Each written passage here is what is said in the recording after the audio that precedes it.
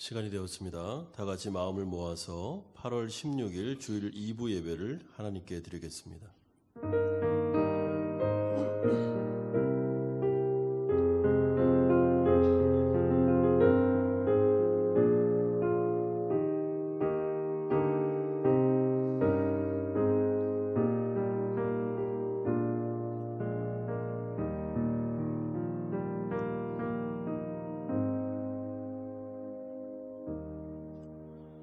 여호와여, 나의 말에 귀를 기울이사 나의 심정을 헤아려 주소서. 나의 왕 나의 하나님이여, 내가 부르짖는 소리를 들으시고 내가 주께 기도하나이다. 여호와여, 아침에 주께서 나의 소리를 들으시리니 아침에 내가 주께 기도하고 바라리이다. 아멘. 거룩하신 아버지 하나님, 거룩한 주일 하나님 나라 백성들이 주님 앞에 나와서 예배드릴 수 있도록 인도하여 주신 것을 감사합니다. 코로나로 인해서 오늘 이 예배 가운데 가정에서 예배를 드리는 우리 사랑하는 성도님들, 하나님께서 함께 붙잡아 주시고 성령으로 임재하여 주시며 그 모든 예배가 한 몸 되어 주님께 영광 돌리는 시간이 될 수 있도록 은혜 내려 주시옵소서.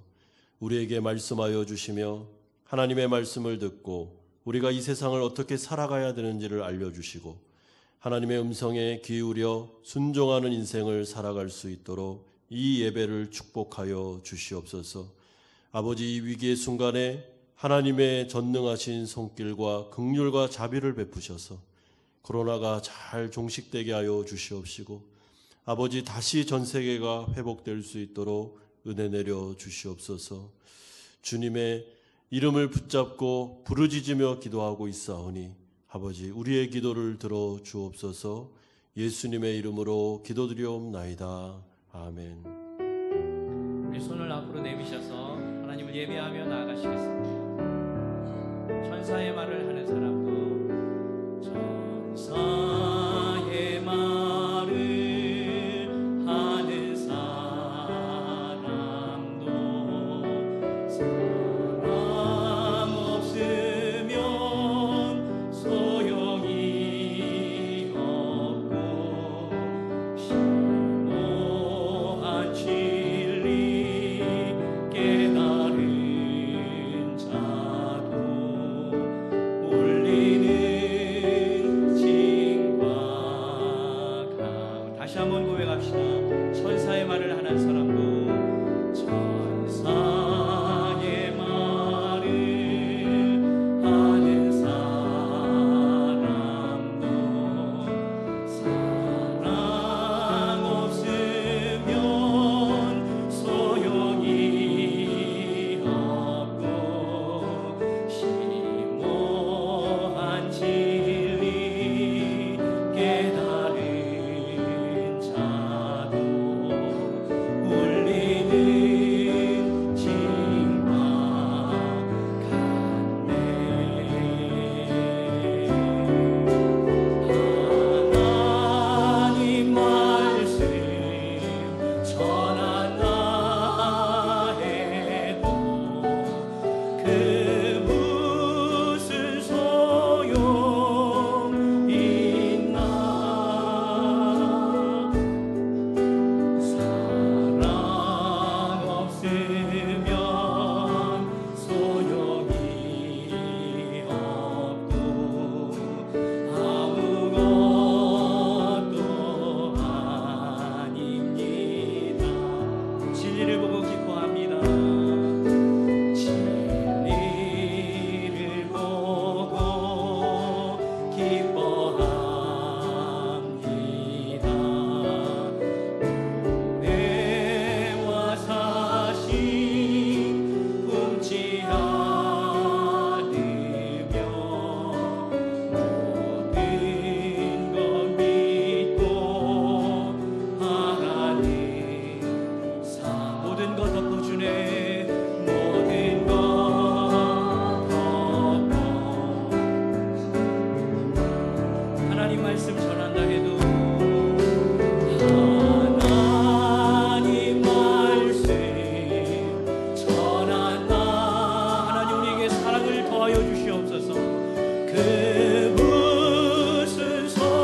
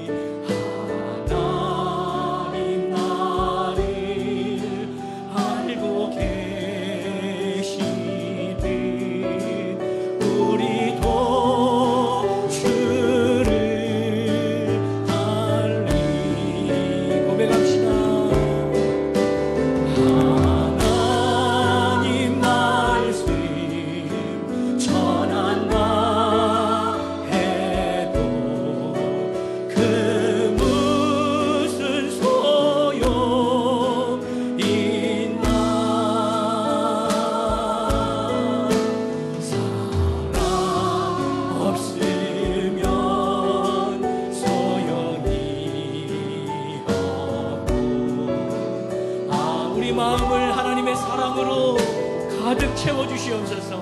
그 사랑이 흘러갈 수 있도록 우리 3절 다시 한번 고백합시다. 지금은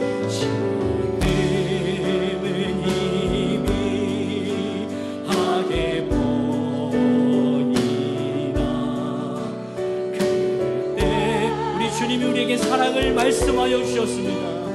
사랑을 가르쳐 주셨습니다. 우리가 주님을 사랑하며 이웃을 사랑하며 나아갑시다. 알고 계시네 우리도 아멘 주를 알리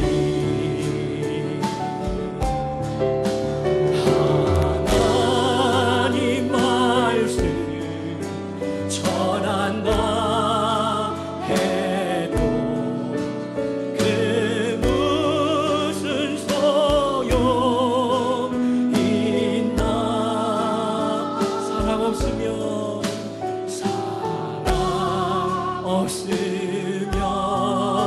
소용이 주님 아무것도 아닙니다. 나 무엇과도 주님을 바꾸지 않으니 나 무엇과도 주님을 바꾸지 않으니 다른 어떤 은혜 구하지 않으니 오직 주님만이 내 삶의 도움이시니 주의 얼굴 보기 원합니다. 나 무엇과도 주님을 바꾸지 않으니 나 무엇과도 주님을 바꾸지 않으니 다른 어떤 은혜 구하지 않으니 오직 주님만이 내 삶의 도움이시니 주의 얼굴 보기 원합니다. 주님 사랑합니다. 이 시간에 고백합니다. 온 마음과 정성 다해 하나님의 신실이라 친구 되기 원하니 나 무엇과도 주님을 바꾸지 않으니 나 무엇과도 주님을 바꾸지 않으니 다른 어떤 은혜 구하지 오직 주님만이 오직 주님 하나님 이것이 우리의 고백입니다. 도움이시니 주 이 시간에도 얼굴 보기 원하 우리 다 같이 고백합시다. 주님 사랑합니다. 주님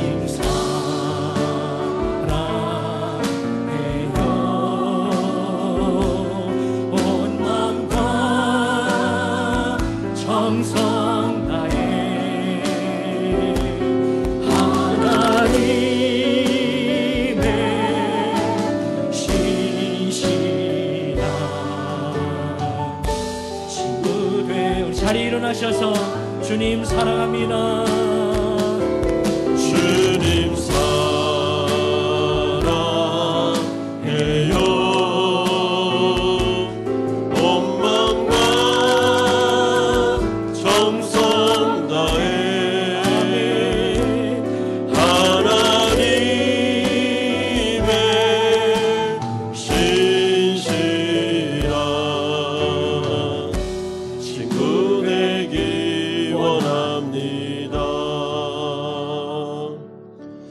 이 시간 예배로 나아가면서 함께 중보하며 기도하겠습니다. 오늘은 우리 코로나로 인하여 어려움 당하는 전 세계를 향해서 한번 같이 기도했으면 좋겠습니다. 베트남에는 다낭 확진자로 인해서 여러 가지 어려움이 있습니다. 기도해 주시고, 또 한국에는 수도권에 확진세가 만만치가 않습니다. 또 예배가 다시 또 예배를 못 드리는 상황 속에 있습니다. 우리 대한민국과 우리 수도권 그리고 교회를 위해서 또 유럽과 전 세계에 코로나가 다시 제2차 확산세가 심해지고 있습니다. 하나님께서 불쌍히 여겨주시고 정말 우리가 겸손하게 주님 바라보게 하시고 정말 하나님께서 긍휼의 손길을 베트남과 한국과 전 세계에 좀 보내달라고, 우리를 불쌍히 여겨달라고 다 같이 한번 중보하면서 기도하겠습니다. 거룩하신 아버지 하나님, 이 시간에 우리가 하나님 앞에 나와서 간절하게 예배를 드립니다. 아버지 하나님, 기도합니다. 하나님, 다낭에 있는 확진세로 인해서 아버지 베트남에 어려움이 있습니다. 하나님, 현지 교회는 아예 예배를 드리지 못하는 상황 속에 있습니다. 하나님, 불쌍히 여겨주시고 긍휼의 손을 베풀어 주시기를 원합니다. 아버지 하나님, 대한민국의 수도권의 확산세가 또 만만치가 않습니다. 하나님, 교회가 예배를 드리지 못하고 모임을 하지 못하는 가운데 있습니다. 주님께서 불쌍히 여겨주시옵소서. 아버지 하나님, 긍휼을 베풀어 주시고 아버지 하나님, 정말 주님의 은혜 가운데 이 확산세가 좀 마무리될 수 있도록 은총 내려주시기를 소망합니다. 아버지, 유럽을 비롯한 전 세계에 제2차 유행의 조짐들이 보이고 있습니다. 아버지 하나님, 정말 주님을 두려워하게 하여 주시고 아버지 하나님, 세계 질서를 주님께서 붙잡아 주시며 위정자들, 통치자들이 아버지 하나님, 정말 주님을 두려워하는 마음으로 백성들을 사랑하는 마음으로 정치하게 하시고 아버지 하나님, 이 확산세가 잘 누그러뜨릴 수 있도록 하나님께서 불쌍히 여겨주시고 긍휼을 베풀어 주시옵소서. 우리가 예배를 드리며 아버지 하나님, 우리만 예배 드리는 것이 아니라 아버지 하나님, 정말 전 세계를 마음에 품고 예배 드리게 하시고 주님의 은혜를 정말 위하여 기도하는 교회가 되게 하시며 하나님, 우리를 불쌍히 여겨주시고 이 예배를 하나님 받아주시옵소서. 우리 가운데 함께하여 주시옵소서. 예수님의 이름으로 기도드리옵나이다. 아멘.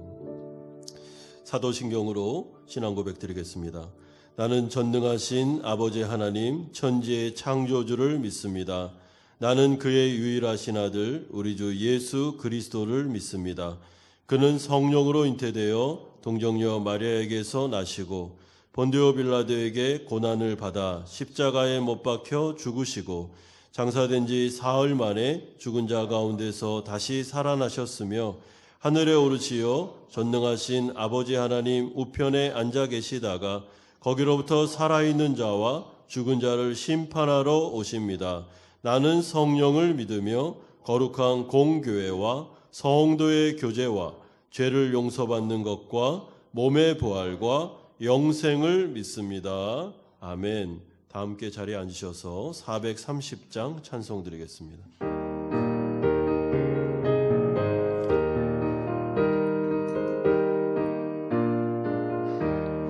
주와 같이 길 가는 것 즐거운 일 아닌가. 우리 주님 걸어가신 발자취를 밟겠네.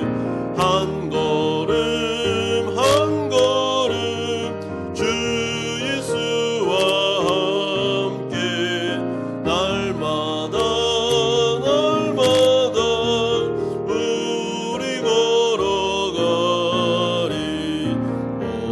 어린아이 같은 우리 미련하고 약하나 주의 손에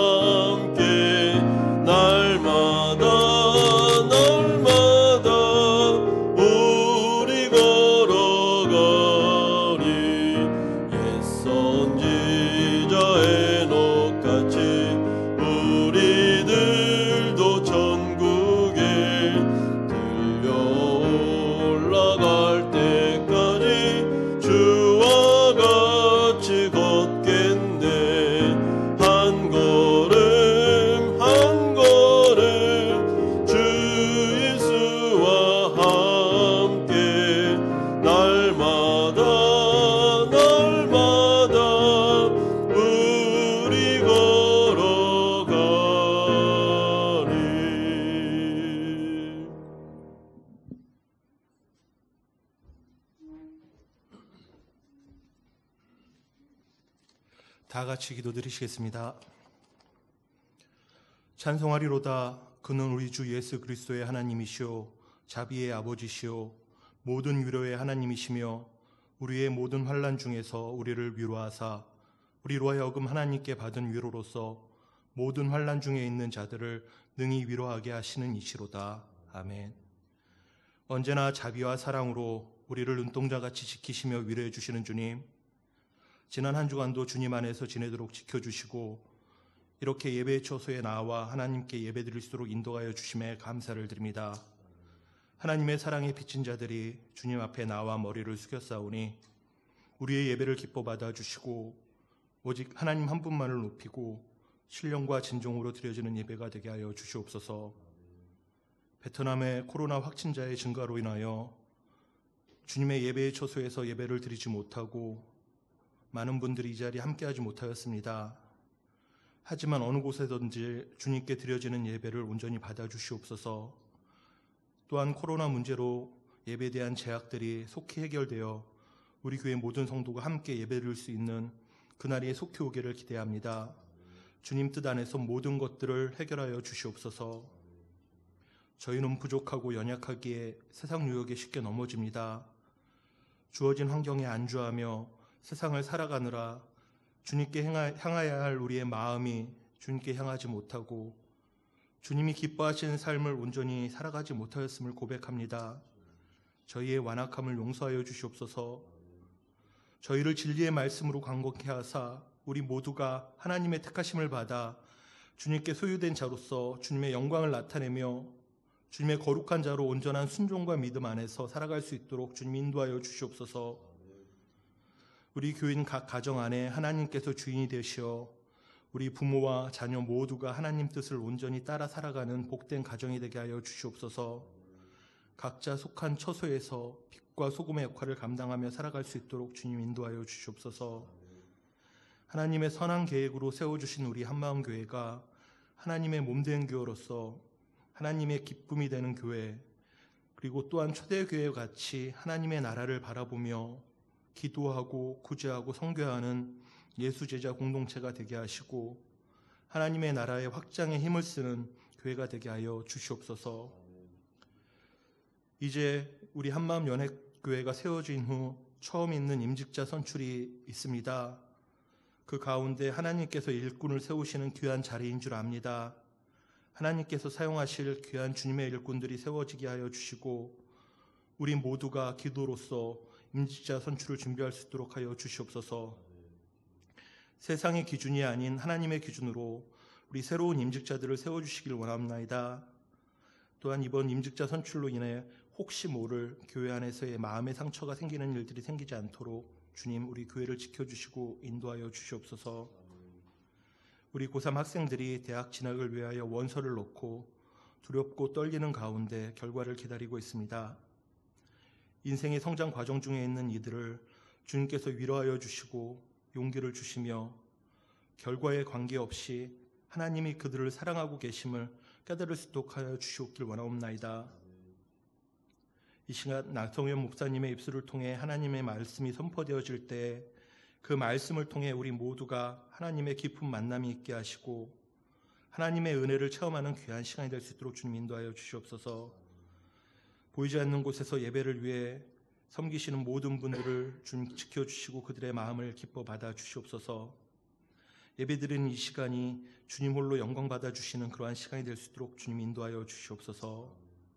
이 모든 말씀 예수님의 이름으로 기도드립니다. 아멘.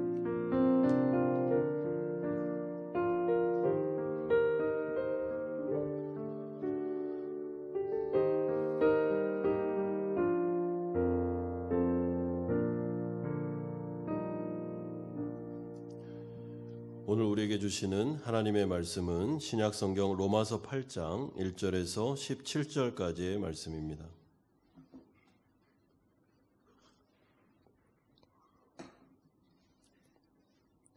로마서 8장 1절에서 17절까지 말씀 한 절씩 교독하겠습니다. 그러므로 이제 그리스도 예수 안에 있는 자에게는 결코 정죄함이 없나니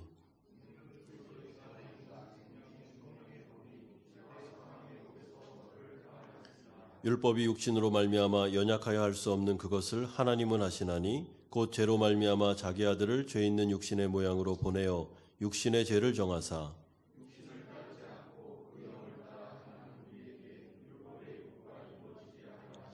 육신을 따르는 자는 육신의 일을, 영을 따르는 자는 영의 일을 생각하나니 육신의 생각은 하나님과 원수가 되나니 이는 하나님의 법에 굴복하지 아니할 뿐 아니라 할 수도 없음이라. 만일 너희 속에 하나님의 영이 거하시면 너희가 육신에 있지 아니하고 영에 있나니 누구든지 그리스도의 영이 없으면 그리스도의 사람이 아니라.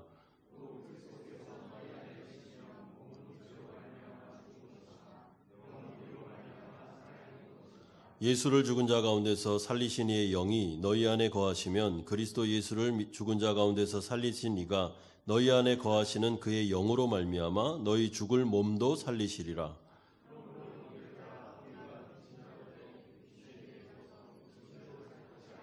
너희가 육신대로 살면 반드시 죽을 것이로되 영으로서 몸의 행실을 죽이면 살리니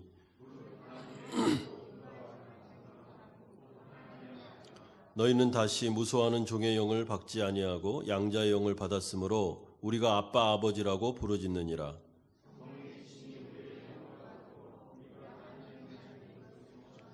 17절 같이 읽겠습니다. 자녀이면 또한 상속자 곧 하나님의 상속자요 그리스도와 함께한 상속자니 우리가 그와 함께 영광을 받기 위하여 고난도 함께 받아야 할 것이니라. 아멘. 로마서 7장 8장에 들어오면서 계속해서 사도 바울은 성화에 대하여 우리 가운데 알려주고 있습니다. 하나님 나라 백성들이 구원받은 이후에 우리는 이제 죄와 영적인 싸움을 싸워야 되는 싸움의 현장 속으로 들어가게 되고 이로 인하여 우리는 하나님을 점점 닮아가는 점점 거룩해지는 예수님의 제자가 되어가는 성장 과정을 겪게 됩니다. 이것은 너무나도 당연한 것이죠. 로마서 7장을 통해서 이 성화의 과정을 어떻게 하는 것이 정말 바람직한 방법인지에 대하여 알려준 다음에 이제 8장으로 들어오면서 성화의 핵심적인 내용, 성령님에 대하여 우리에게 말씀하고 있습니다. 하나님 나라 백성들이 영적으로 변화를 겪게 되는데 가장 중요한 변화 중에 하나가 바로 성령님이 우리 안으로 들어오셔서 드디어 우리를 다스려 주시는 일이 일어나게 되는 것이죠. 이것을 신학적인 용어로 표현하면 성령의 내주하심이라고 말합니다. 따라서 예수를 믿지 않는 자들에게는 성령이 없습니다. 그 안에는 죄만 거하고 있습니다. 그래서 죄가 그를 다스리기 때문에 그는 죄를 거부할 수 없습니다.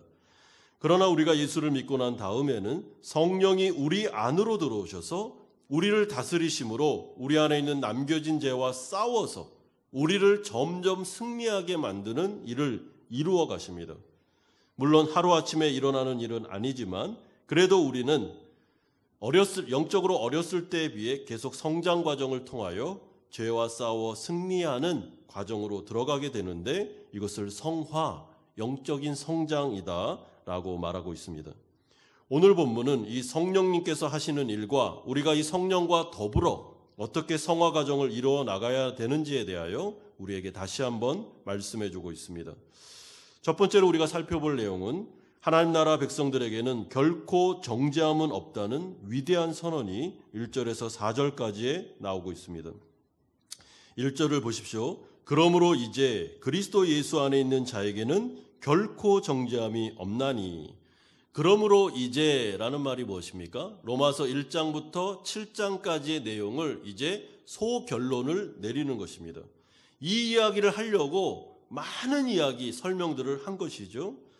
그러므로 이제 소결론을 내리는데 예수 그리스도 안에 있는 자들에게는 절대로 결단코 정죄함은 없다라는 위대한 선언입니다.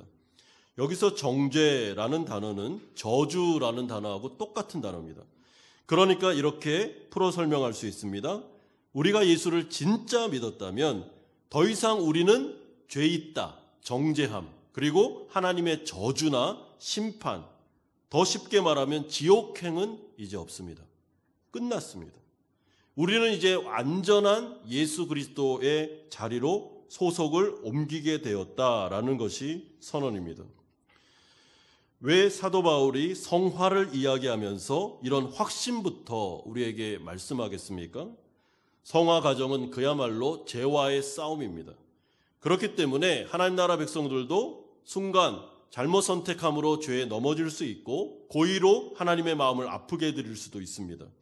그럴 때 사탄 마귀가 우리에게 계속해서 속삭이는 참소는 그러니까 네가 안 되고 너는 하나님으로부터 버림당할 거야 라는 참소입니다. 굉장한 죄책감에 빠지게 만들어서 영적으로 끝없는 나락으로 빠져들게 만들죠. 그럴 때 이 위대한 선언을 기억하라는 것입니다. 결코 정죄함은 없습니다. 하나님이 결코 우리를 내버리지 않습니다. 다시 우리를 내치는 일은 없습니다. 끝났습니다. 하나님의 저주 없습니다. 이유가 2절에 나오는데 이는 왜냐하면 그리스도 예수 안에 있는 생명의 성령의 법이 죄와 사망의 법에서 너를 해방하였음이니라. 여기서 생명의 성령의 법은 복음을 말합니다. 그리고 죄와 사망의 법은 율법을 말합니다.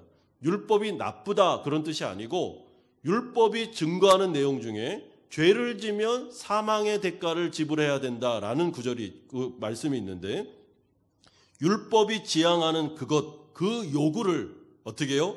복음을 듣고 예수 그리스도 안에서 우리가 해결받았기 때문에 죄의 삭신 사망이 이미 지불되었기 때문에 우리는 이제 생명 안에 자유함을 얻게 되었다. 안전한 위치로 갔다라는 뜻이죠. 이 모든 일을 누가 주도하셨습니까? 하나님이 하셨습니다. 3절 보십시오. 율법이 육신으로 말미암아 연약하여 할 수 없는 그것을 하나님은 하시나니 하나님이 하셨습니다. 어떻게 하셨습니까? 계속해서 우리가 살펴본 요약이 이제 나오는데 하나님은 예수 그리스도를 성육신하여 이 땅에 보내셨습니다. 그런데 그의 몸에는 죄가 없었습니다. 그는 죄가 전혀 없는 몸을 가지고 있었습니다. 그런데 하나님께서는 우리의 모든 죄를 그의 몸에 전가시키셨습니다. 그리고 그를 십자가에 내어주심으로 그분이 우리 죄를 위해서 대신 죽게 하셨죠. 속죄제물입니다. 그가 죽으심으로 이제 우리가 당해야 될 죽음, 우리가 치러야 될 죄의 대가가 지불되었습니다. 이 역사적인 사건을 통해서 우리가 복음을 듣고 믿는 순간 우리가 그리스도 안으로 들어가 우리의 죄가 해결되고 우리의 죄의 대가가 지불되면서 우리는 해방과 안전한 위치로 옮겨지게 된 것입니다. 그러므로 결코 정죄함이나 영벌이나 지옥이라는 것은 이제 하나님 나라 백성들에게는 없습니다. 그러므로 중요한 것은 우리가 질문해야 되는 것은 내가 정말 예수님을 믿는 참 하나님 나라 백성이 맞느냐라는 것이 중요합니다. 그것이 맞다면 우리는 예수 믿고 난 이후에 하나님으로부터 버림당할 수 있느냐라는 문제는 결코 없다라는 것이 진리입니다. 저주와 정죄함과 심판과 영벌은 이제 없습니다. 하나님의 백성들에게는 생명과 영생만 주어지게 됩니다. 저는 예전에 그 책을 통해서 가게에 흐르는 저주라는 이야기를 하는 책을 한번 읽어본 적이 있는데 그 책을 읽으면 이런 이야기가 있습니다. 가문에 저주가 이렇게 대물림된다는 겁니다. 그래서 그 저주가 대물림됨으로 가정 안에 우환이 생기기도 하고 아이들이 아프기도 하고 자꾸만 안 좋은 일이 생기더라. 그러니까 예수의 이름을 힘입어 그 저주와 대적하는 기도를 해야 된다라는 주장이었습니다. 그런데 오늘 본문을 보시면 그것은 완전히 미신입니다. 말도 안 되는 얘기죠. 여러분, 기독교가 한국 안으로 들어오면서 한국 안에 있는 여러 가지 샤머니즘이나 토테미즘 아니면 그 미신하고 자꾸 섞여가지고 자꾸 이렇게 혼합이 됩니다. 그래서 성경에서 말하지 않는 얘기를 자꾸만 합니다. 왜 그렇게 할까요? 특별히 신학자들이나 아니면 목회자들이 이런 책을 펴고 이런 주장을 하는 이유가 무엇일까요? 이렇게 하면 사람들을 두렵게 만들잖아요. 자꾸만 두려움을 주므로 자기가 이렇게 컨트롤하려고 하는 것입니다. 그러나 성경은 두려움을 주는 종교가 아닙니다, 여러분. 우리에게는 자유와 해방이 있습니다. 가게에 흐르는 저주 8장 1절을 보십시오.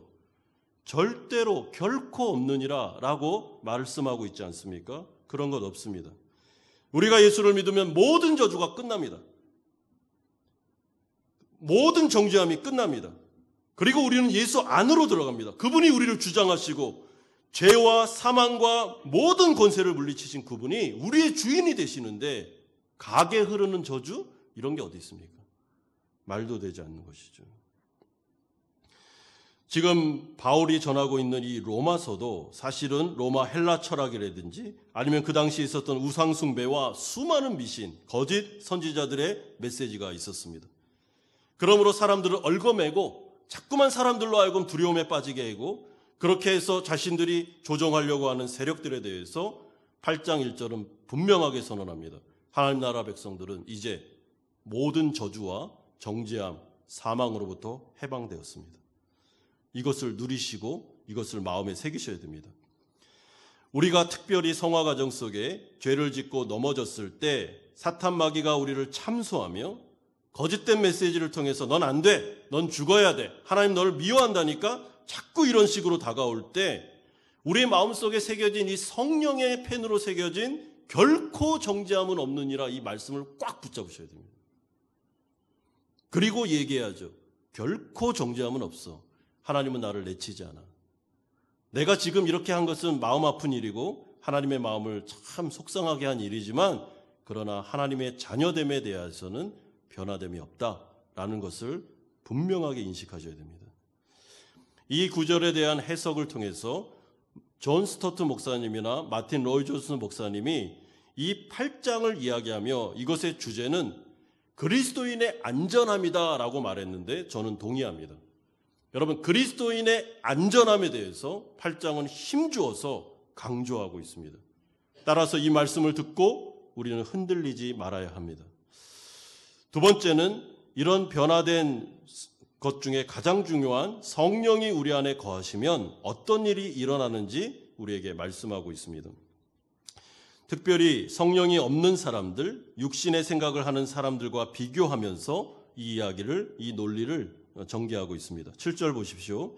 육신의 생각은 하나님과 원수가 되나니 이는 하나님의 법에 굴복하지 아니할 뿐 아니라 할 수도 없음이라. 8절에 육신에 있는 자들은 하나님을 기쁘시게 할 수 없느니라. 왜요? 그 안에 성령이 없습니다. 죄가 주인입니다. 죄가 그 사람을 좌지우지하고 있습니다. 그렇기 때문에 하나님이 좋아하는 생각, 하나님이 원하는 뜻을 이루어 드릴 수 없습니다. 불가능합니다. 더 특별히 이 사람들은 하나님에 대한 관심 자체가 없습니다. 여러분, 육신의 생각, 이것은 그의 사고방식, 그의 가치관, 세계관을 말하는데 이 사람들은 이미 하나님을 자신의 인생에서 배제시켰고 그를 무시하고 있기 때문에 하나님은 전혀 고려의 대상이 아닙니다. 그래서 어떻게 해요? 자기가 원하는 대로 살죠. 이것이 바로 성령의 지배를 받지 않는 사람의 자기중심적인 삶이 되는 것입니다. 그러나 성령이 내주하시면 어떤 일이 벌어집니까? 5절에 영을 따르는 자는 영의 일을 생각하나니, 여기서 영이라는 것은 성령을 말합니다. 성령을 따라 사는 사람은 성령의 생각을 하게 됩니다. 여기에서 이 생각이라는 단어가 중요한데요. 아까 말씀드린 대로 사고방식, 그의 가치관, 세계관, 그리고 그가 하는 모든 그 우선순위를 말하는 것입니다. 여러분, 성령을 따라 살면 성령은 우리에게 생각을 먼저 바꿔줍니다. 사고방식을 바꿔줍니다. 그런데 성령이 지배하는 생각은 늘 언제나 하나님 중심적인 생각입니다. 하나님과 바른 관계를 유지하려는 생각을 말합니다. 예를 들어서 쉽게 말하면 이렇습니다. 성령이 우리 안에 들어오셔서 우리를 지배하기 시작하면 예수 믿기 전과 굉장히 다른 변화가 하나 일어나는데, 그것은 우리의 생각 속에 뭔가를 선택하거나 어떤 일을 할 때 이것이 하나님을 기쁘게 하는 건가? 하나님과의 바른 관계에 유익한가? 라는 것을 고려하기 시작한다는 것입니다. 물론 이것이 100% 처음부터 다 그런 것은 아닙니다. 신앙이 어릴 때는 이 퍼센테이지가 낮지만 점점 성장해 가면서는 이 사람의 사고, 생각, 가치관이 하나님 중심으로 자꾸 생각합니다. 이 선택과 이 결정이 정말 하나님에게는 유익하고 하나님을 기쁘게 해드리는 건가? 아니면 하나님과의 관계에서 이거는 안 좋은 건가? 라는 것을 생각하기 시작한다는 거죠. 누가 이런 생각을 준다고요? 성령이 우리에게 그런 생각을 준다는 것입니다. 그런데 성령 하나님은 인격이십니다. 여러분, 인격이시기 때문에 강압적으로 이렇게 하지 않습니다. 성령 하나님은 우리를 끊임없이 설득하는 과정을 통해서 그렇게 하십니다. 인격이시니까요. 그래서 계속해서 우리의 마음속에 이런 마음을 주십니다. 얘야, 그게 하나님이 좋아하는 선택 같아? 하나님의 말씀하고 좀 어긋나는데, 이거 하나님의 마음을 아프게 할 것 같은데, 그렇게 하면 안 될 것 같은데 하면서 계속 설득합니다. 이것이 바로 성령이 내주하시는 사람의 첫 번째 특징입니다. 그래서 주춤합니다. 예전에는 죄를 짓거나 하나님 마음에 아프게 드릴 때 고려사항이 없습니다. 그냥 바로 돌진합니다. 그리고 양심의 가책도 별로 없죠.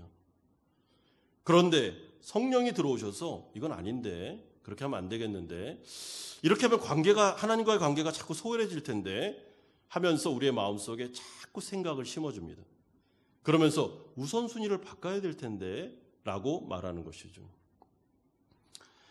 인격적인 성령님이 우리 마음에서 하시는 말씀, 그리고 우리가 자칫 잘못하여 죄를 범했을 때 또 인격적으로 다가오시죠. 얘야, 주님께 나아가서 회개하자. 하나님과의 관계를 회복해야지. 그래야 다시 기쁨의 인생을 살아갈 수 있단다 하면서 아버지께 나아가라고 자꾸 설득합니다. 여러분, 다른 성경에 보시면 성령이 굉장히 통곡하는 마음으로 우리를 위해서 중보하고 있다라는 이야기가 나오죠. 그는 너무나도 인격적인 분이십니다.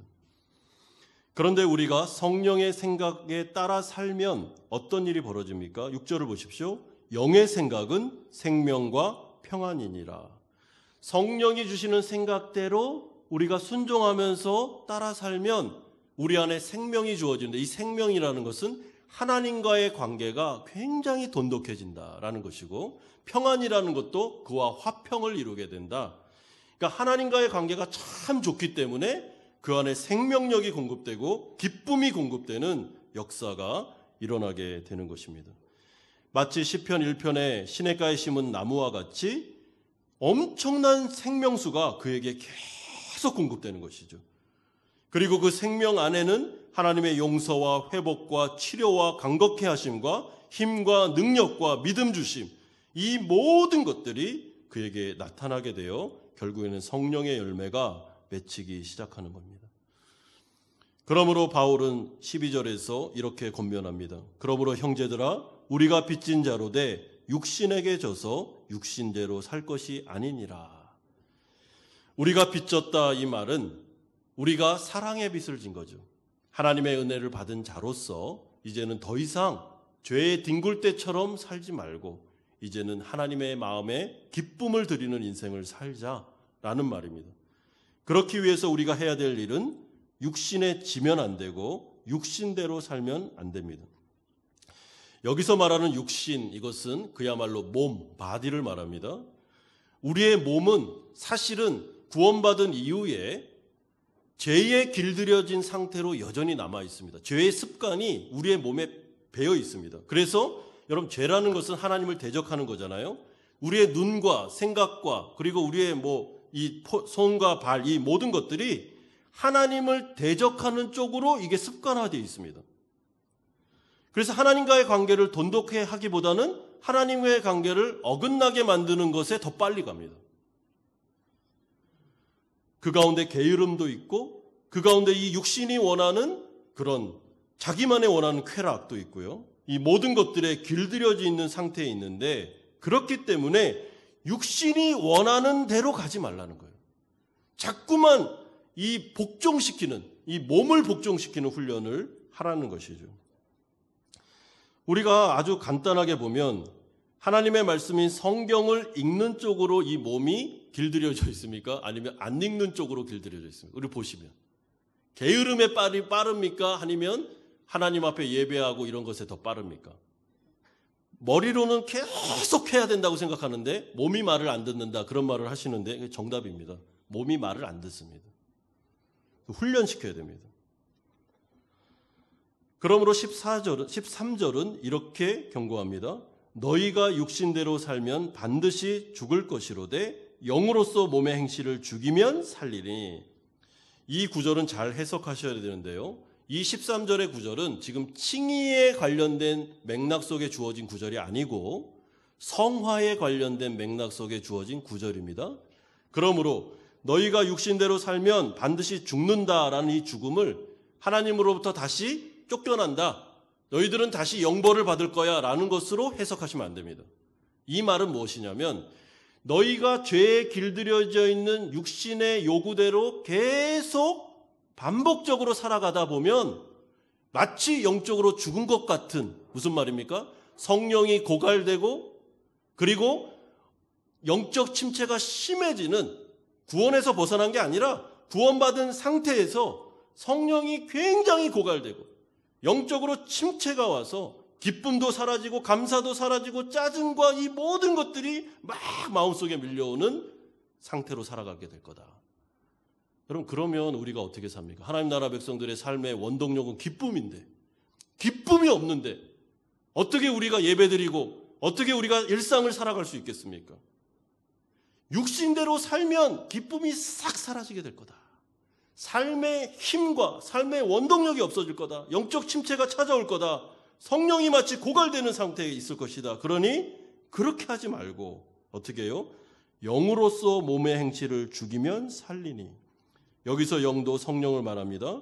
성령이 우리에게 말씀하시는 대로 순종하면서 몸의 행실을 죽인다. 이 말은 몸이 원하는 요구에 대해서 단호하게 거부하고 사형 선고를 선포하면서 몸이 원하는 요구를 기대를 하지 말고 성령이 원하는 쪽으로 나아갈 때 우리는 살게 될 거다라고 말합니다. 여기서 살게 된다 이 말은 우리가 성령 충만하게 될 거다. 우리 마음속에 생명력이 주어질 거다. 기쁨과 감사와 그리고 마음속에 환희가 충만하게 될 거다라는 것을 말합니다. 하나님 나라 백성들에게 있어서 가장 중요한 것, 성령 충만이죠. 그래야 그 사람은 인생을 살아갈 수 있고 그리고 그 기쁨과 성령의 충만함을 통해서 우리는 모든 어려움과 고난도 능히 이길 수 있습니다. 그러므로 하나님 나라 백성들의 관건은 무엇입니까? 성령이 고갈될 거냐, 성령이 충만될 거냐 하는 거죠. 그 비결이 어디에 있습니까? 성령에 따라 사는 건지 아니면 몸이 소욕에 원하는 대로 사는지 거기에 달려 있습니다. 그러므로 하나님의 말씀을 의지하여 성령께서 우리의 마음속에 계속 인격적으로 설득할 때 얘야 그렇게 하지 마라. 그거는 하나님이 싫어하셔. 그러면 성령이 자꾸 고갈된단다. 라고 말씀을 주실 때 단호하게 그 말을 딱 듣고 아무리 육신이 그걸 원한다 할지라도 딱 사형 선고를 하고 거부함으로 말미암아 우리가 끊어버릴 때 우리 안에 다시 평안과 기쁨과 풍요로운 삶이 우리 안에 주어지게 되는 것입니다. 하나님께서 성령을 우리 안에 주셔서 우리 안에 이런 하나님의 마음을 주시는 이유가 바로 그것입니다. 이제 성령과 함께 한번 죄와 싸워 이겨보자 하는 것이죠. 물론 처음부터 백전백승 불가능합니다. 안 됩니다. 점점 좋아지는 성장의 과정입니다. 그러나 우리에게는 결코 정죄함이 없다는 확신과 더불어 성령이 내 안에 계시고 그분이 나와 함께 싸우고 있다. 그분은 계속 내 편으로서 나의 지지자로서 나의 아군으로서 나와 싸워 나를 승리케 하실 것이다. 이것을 믿고 어떻게 해요? 성령의 음성에 따라 우리가 순종하며 걸어가는 것입니다. 그러면서 이제 마지막으로 성화를 이루기 위한 구체적인 실제적인 조언을 세 가지로 주고 있습니다. 첫 번째는 14절부터 17절까지 계속 반복적으로 나오는 사실인데 그것은 아까 말씀드린 대로 그리스도 예수 안에 있는 우리에게는 결코 정죄함과 저주와 심판이 없다는 사실을 확신하고 두 번째는 내 안에 성령이 거하심으로 이제 나는 하나님의 사랑받는 자녀가 되었다는 사실을 우리 마음속에 정확하게 인식하고 있어야 됩니다. 그래서 14절에서 17절까지 반복해서 그걸 알려줍니다. 무릇 하나님의 영으로 인도함을 받는 사람은 곧 하나님의 아들이라. 더 좋은 번역은 하나님의 자녀들이라. 이게 좋은 번역이죠. 16절에 성령이 친히 우리의 영과 더불어 우리가 하나님의 자녀인 것을 증언하시나니. 17절에도 자녀이면 또한 상속자 곧 하나님의 상속자요 그리스도와 함께 한 상속자니.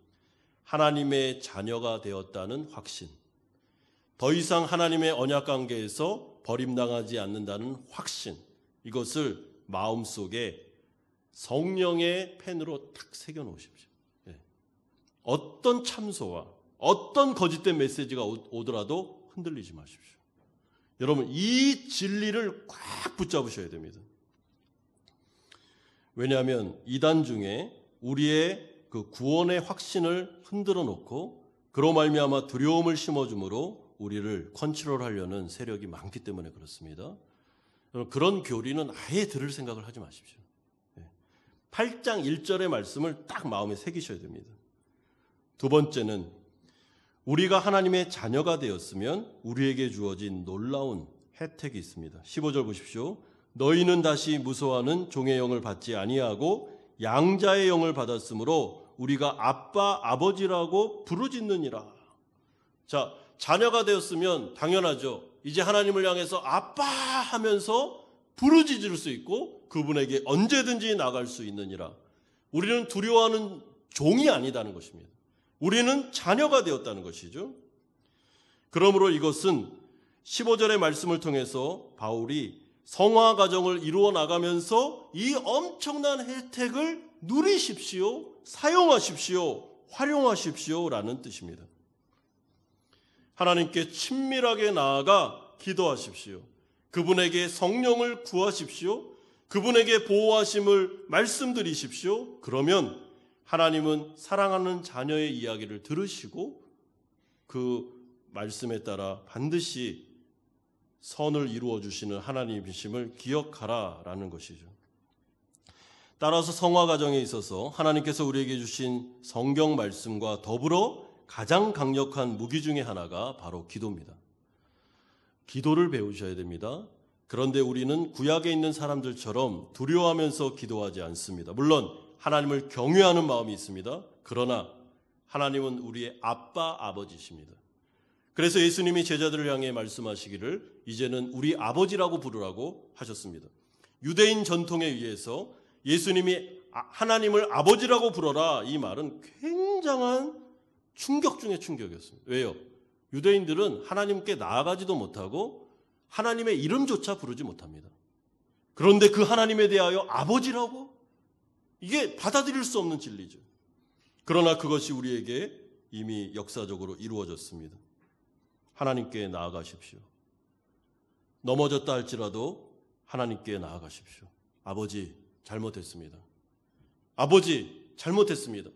저를 다시 일으켜 주십시오. 저의 회개를 들어주시고 용서해 주시고 회복시켜 주십시오. 다시 성령 충만함을 허락해 주십시오. 담대하게 기도할 수 있습니다. 그리고 하나님은 그 기도를 기뻐하시며 들어주십니다.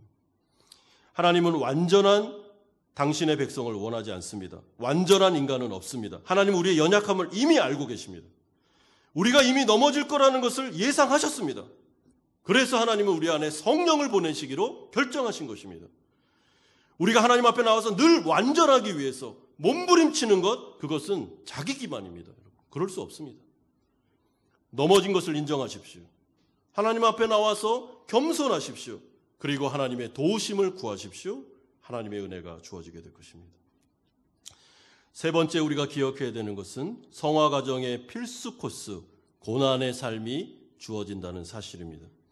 17절 보십시오. 우리가 그와 함께 영광을 받기 위하여 고난도 함께 받아야 할 것이니라.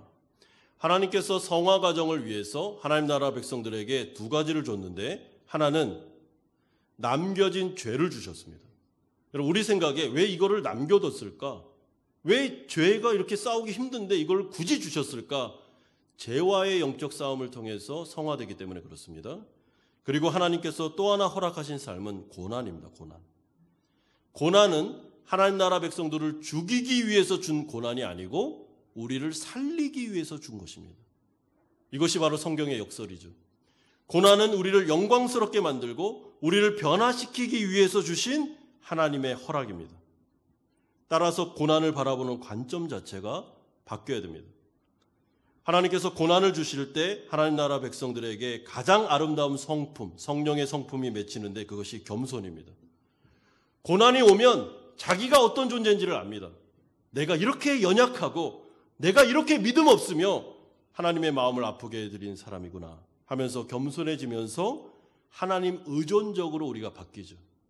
이렇게 바뀌어가는 과정에 사용되는 것이 고난입니다. 여러분, 고난은 여러 가지 것들을 다 포함하는데 죄와 싸우다가 넘어졌을 때 당하는 마음의 영적인 아픔들, 또한 이 세상이 죄와 악으로 망가졌기 때문에 오는 이 코로나와 같은 어려움들, 경제적인 손실들, 아니면 연약한 육신의 아픔들, 수많은 예수 믿기 때문에 오는 환난과 어려움들, 이 모든 것들이 다 포함됩니다. 이게 다 고난입니다. 그런데 이 고난은 우리를 살리고 우리를 변화시키며 더욱더 성장시키는 쪽으로 사용될 것입니다. 이것이 하나님께서 우리에게 주신 약속입니다. 지금 우리 성도님들 가운데 고난이 있습니까? 내 뜻대로 안 되는 문제가 있습니까? 자녀의 문제든 아니면 나의 육신의 병이든 아니면 나의 경제적인 부분이든 사업의 이야기든 모든 것들, 내 뜻대로 움직이지 않는 그 삶의 현실은 하나님께서 우리를 부르시는 하나님의 콜링입니다. 내게 와라, 내게. 그 문제를 나하고 상의하자. 이제는 너 자신을 의지하지 말고 너 자신을 믿지 말고 하나님께 좀 맡겨라. 하나님의 창조주 되심을 기억하고 이것을 통해서 나에게 나오라는 하나님의 사인입니다. 성령께서는 우리를 인격적으로 그렇게 유도하실 것입니다. 하나님께 나아가라, 하나님께 이렇게 말씀하실 겁니다. 그러나 우리의 육신은 고난이 올 때 어떻게 합니까? 하나님께 가지 마라. 하나님이 우리 미워해서 이렇게 주신 거야. 그러니까 이거는 네가 해결해라. 하나님은 우리를 사랑하지 않는다라고 자꾸 속삭일 겁니다. 그 말을 들으시면 안 됩니다.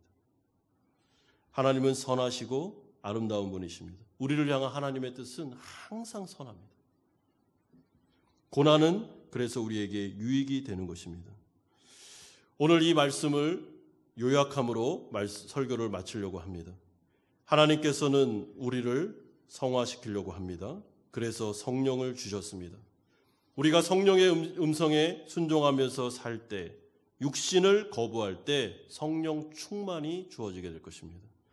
그러나 때로는 연약하여 성령을 거부하고 육신에 따라 살게 됐을 때 우리에게는 영적 침체와 영적 고갈이 오게 되겠죠. 그때 사탄이 옆에서 참수하겠죠. 거짓말로 너 하나님 버렸다. 하나님께 나아가면 안 돼. 라고 말할 때 어떻게 하셔야 됩니까? 로마서 8장 1절의 말씀을 들고 사탄에게 딱 이야기해야 됩니다. 결코 정죄함이 없나니 무슨 얘기하는 거야 지금? 나 하나님 나라 백성으로서 사랑받는 자녀다. 그러므로 아빠 아버지라고 부를 수 있으며 그에게 나아가 기도할 수 있다. 그리고 하나님은 나를 회복시키고 나에게 역사해 주실 것이다. 나에게 오는 모든 고난까지도 하나님은 합력해서 선을 이루어 줄 거야. 우리 하나님은 그런 하나님이야 하면서 담대하게 하나님께 나아가십시오. 그럴 때 우리가 성화될 수 있습니다. 영적인 싸움이 만만치 않습니다. 여러분, 죄와 사탄, 이 세상을 만만하게 보시면 안 됩니다. 그 세 가지의 세력은 우리를 무너뜨리고 하나님께로 못 나가게 만듭니다. 그러나 오늘 본문이 우리에게 주시는 귀한 메시지가 무엇입니까? 하나님께 담대하게 어떤 상황과 환난 속에서도 어떤 상황 속에서도 담대하게 나아가라는 메시지입니다. 여러분, 아빠 아버지라고 부르면서 담대하게 나아가십시오. 그것이 우리에게 주어진 특권이고 혜택입니다. 왜 이것을 못 누립니까? 그리고 그분에게 가서는 모든 이야기를 다 하십시오. 모든 이야기를. 하나부터 열까지 다 하십시오. 힘들면 힘들다고, 괴로우면 괴롭다고, 회복시켜달라면 회복시켜달라고, 잘못했으면 잘못했다고 다 이야기하십시오. 하나님 인격적인 분이기 때문에 다 듣습니다. 그리고 응답하십니다. 성화 과정에서 가장 강력한 무기, 하나님에 대한 확신, 그리고 우리에게 주어진 기도. 여러분, 이것을 잊지 마시고 일주일의 삶 속에 한번 살아보시고 승리도 한번 경험해 보시는 귀한 성도님들 다 되시기를 주님의 이름으로 축원드립니다. 우리 같이 한번 기도하는 시간을 갖겠습니다. 첫 번째로 우리가 기도할 때 오늘 주신 이 확신의 말씀을 성령으로 내 마음에 새겨달라고 기도하십시오. 하나님, 결코 정죄함이 없으며 하나님의 사랑받는 자녀가 되었다고 하셨습니다. 내가 이것을 평생 동안 잊지 않고 마음에 새기겠습니다. 하나님, 위기의 순간에 이 말씀이 역사하게 해달라고 기도하십시오. 두 번째는 하나님 앞에 나와 아빠, 아버지라고 기도할 수 있습니다. 우리가 하고 싶은 이야기를 다 하셔도 됩니다. 때로는 넘어져 하나님의 마음을 아프게 해드렸다 할지라도 하나님과의 관계는 변함이 없습니다. 그분에게 하나부터 열까지 다 말씀드리십시오. 세 번째는 고난 중에 있습니까? 고난은 우리를 죽이기 위한 고난이 아닙니다. 우리를 살리고 더 성장시키기 위한 고난입니다. 하나님께 고난을 말씀드리고 감사하다고 말씀드리고 이길 힘과 믿음을 달라고 기도하고 피할 길을 달라고 동행해 달라고 하나님께 요청하십시오. 이 고난이 나를 더 성장시키는 기회가 될 거라고 고백하십시오. 그리고 하나님의 선하심을 찬양하십시오. 이 시간에 같이 한번 기도하겠습니다. 거룩하신 아버지 하나님, 오늘 이 시간 로마서의 말씀을 통해서 하나님 나라 백성들은 결코 정죄함이 없으며 저주가 없으며 영벌이 없으며 심판이 없으며 이제는 지옥행이 없다고 말씀하셨습니다.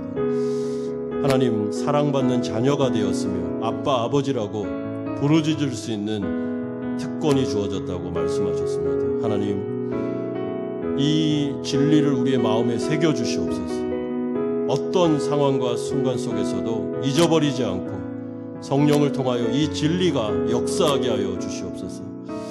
하나님, 아빠, 아버지라 부르며 기도하라고 하셨습니다. 이 시간에 우리 사랑하는 성도님들이 하나님 앞에 나와 기도합니다. 주님, 우리의 현실과 우리의 어려움들, 당면한 과제들, 상황들, 막막한 순간들 아버지에게 나아가 아뢰어드립니다. 하나님, 어떻게 하면 좋겠습니까? 도대체 어떻게 해야 되겠습니까? 어떻게 살아야 되겠습니까? 하나님, 우리와 동행하시고 우리를 이끌어 주신다고 하시는데 하나님, 정말 힘과 능력과 성령 충만함을 허락해 주시기를 원합니다. 믿음을 주시고 인내함을 주시고 아버지 하나님, 이 길을 걸어갈 수 있는 능력을 주시옵소서. 고난도 유익이라고 하셨습니다. 고난은 우리를 죽이기 위한 이 고난이 아닌 우리를 살리고 성장시키기 위한 고난이라고 하셨습니다. 주님, 그렇다면 주님, 이 상황 속에 하나님께 모든 것들을 올려드리고 맡겨드리오니 아버지, 우리의 뜻을 하나님의 뜻에 맞추오니 주님께서 역사하여 주시고 이루어 주시옵소서. 주님, 붙잡아 주시옵소서. 주님, 이 세상 가운데 너무나도 많은 거짓 진리들이 난무하고 있는 상황 속에 하나님께서 우리 가운데 이 로마서의 말씀을 주셔서 감사드립니다. 예수님을 믿은 우리는 이제 안전한 위치로 가게 되었으며 결코 정죄함, 저주와 영벌과 지옥행이 없음을 선언하셨습니다. 하나님과의 바른 관계를 통하여 자녀됨의 권세가 영원할 거라고 약속하셨습니다. 하나님, 이 놀라운 진리를 성령의 펜으로 우리의 마음에 새겨주시고 어떤 순간에도 우리가 하나님과의 관계를 의심하지 않게 하시며 좌절하지 않게 하시고 이 말씀 붙잡고 일어날 수 있는 역사하는 말씀이 되게 하여 주옵소서. 아버지 하나님, 아빠, 아버지라 기도할 수 있다고 말씀하셨습니다. 우리가 주님 앞에 나아가서 친밀한 교제를 나누기를 원합니다. 정말 하나부터 열까지 시시콜콜한 이야기까지 다 말씀드려 하나님과 상의하고 응답받기를 원합니다. 주님, 고난도 유익이라 하셨사오니 우리 사랑하는 성도님들 붙잡아 주시고 이 과정을 지나는 동안 하나님 분명히 동행한다 약속하셨사오니 동행해 주시고 기적을 베풀어 주시며 하나님의 역사를 나타내 주시옵소서. 아버지 하나님, 품에 품어주시고 어린아이를 품에 품고 사랑하는 부모님처럼 우리 사랑하는 성도들 일상 속에 하나님의 함께하심을 체험하게 하여 주옵소서. 이 로마서의 말씀이 한 주간에 우리의 삶을 지탱하고 우리의 삶을 안전하게 보호하는 말씀이 되게 하여 주옵소서. 주님 손에 모든 것을 맡겨드립니다. 예수님의 이름으로 기도드리옵나이다. 아멘. 찬송가 213장 찬송 드리면서 준비하신 헌금을 하나님께 드리겠습니다.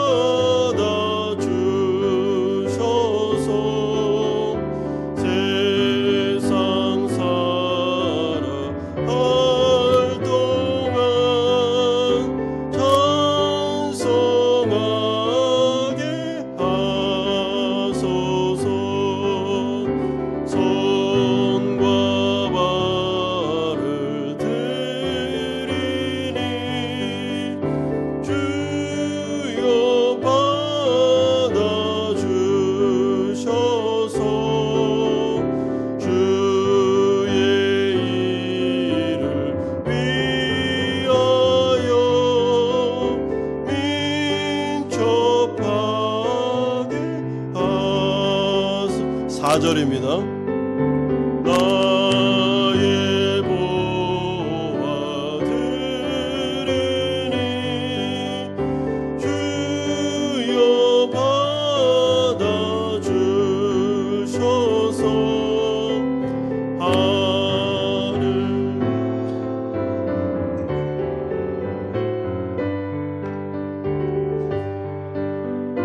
때로 쓰소 5절입니다. 나의 시간 드리니 주여 받아 주셔서 평생토록 주 위에 봉사하게 하소서.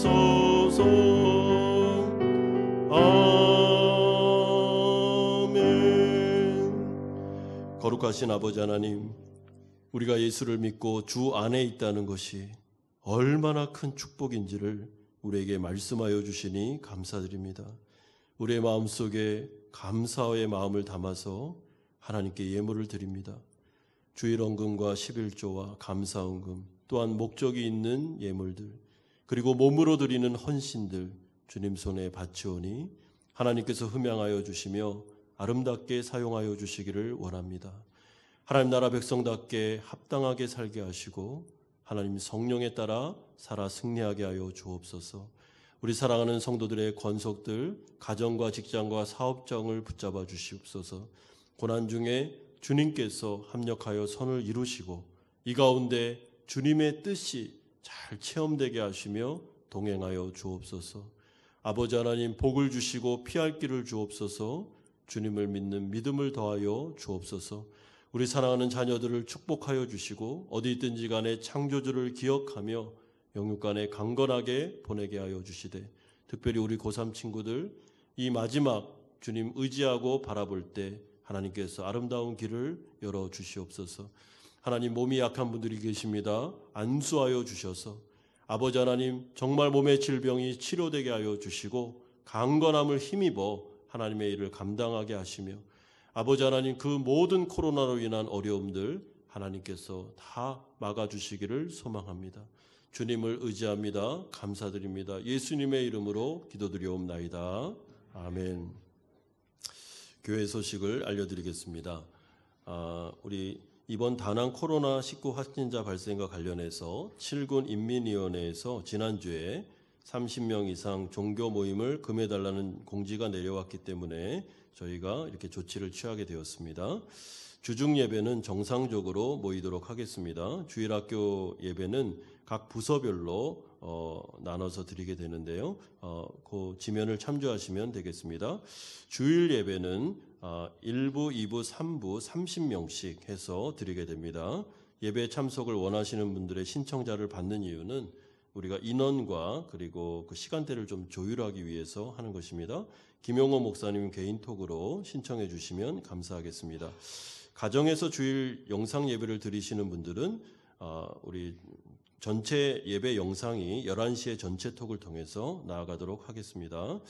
가정에서 동영상으로 주일 예배를 드리는 방법이 공지되어 있습니다. 잘 참조하셔서 가정에서도 몸가짐 마음가짐 잘 준비하여 드리시기를 부탁드리겠습니다. 차후 결정되는 사항이 있으면 신속하게 알려드리도록 하겠습니다. 선거관리위원회 모임이 오늘 오후 2시 10분에 4층에서 모이도록 하겠습니다. 유초정부실로 모여주시면 감사하겠습니다. 우리 최상명 집사님 3부 예배 때 새가족 수료하도록 하겠습니다. 우리 다 같이 일어나셔서 주기도문 찬양하고 축도로 예배를 마치겠습니다.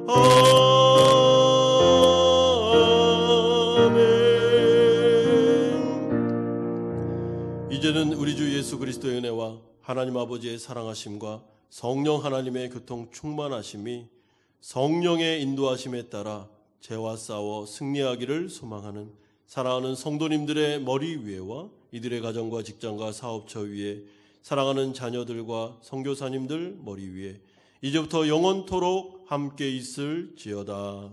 아멘.